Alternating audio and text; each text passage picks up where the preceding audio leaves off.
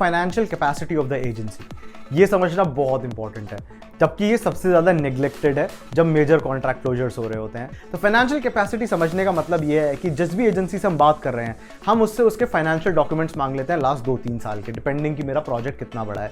तो उस लास्ट के 2-3 साल के फाइनेंशियल डॉक्यूमेंट्स में मैं उनसे बैलेंस शीट्स, उनके ITRs और उनके प्रॉफिट एंड लॉस स्टेटमेंट्स मांगता हूँ। तो प्रॉफिट एंड लॉस स्टेटमेंट्स और बैलेंस शीट्स के बेसिस पे मैं ये समझना चाहता हूँ कि उनके कैश फ्लोज कैसे हैं, उनकी बैलेंस शीट कितनी हेल्दी है, उनके एसेट्स क्या हैं, उनके बैलेंस शीट में इतना सरप्लस कैपिटल फंड अवेलेबल है या नहीं, उनका टर्नओवर कितना है, वो मेरे प्रोजेक्ट साइज के लिए उतना टर्नओवर सफिशिएंट है या नहीं, कंपनी लॉस मेकिंग है या प्रॉफिट मेकिंग है। अगर लॉस मेकिंग है तो it's a red flag, company के पास सरप्लस कैपिटल मेरा प्रोजेक्ट एग्जीक्यूट करने के लिए है या नहीं।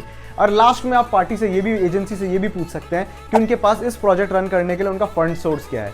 तो फाइनेंशियल कैपेसिटी एनालिसिस आपको इस चीज़ से बचाता है कि पार्टी प्रोजेक्ट लेने के बाद कहीं बीच में आपका प्रोजेक्ट फंसा ना दे।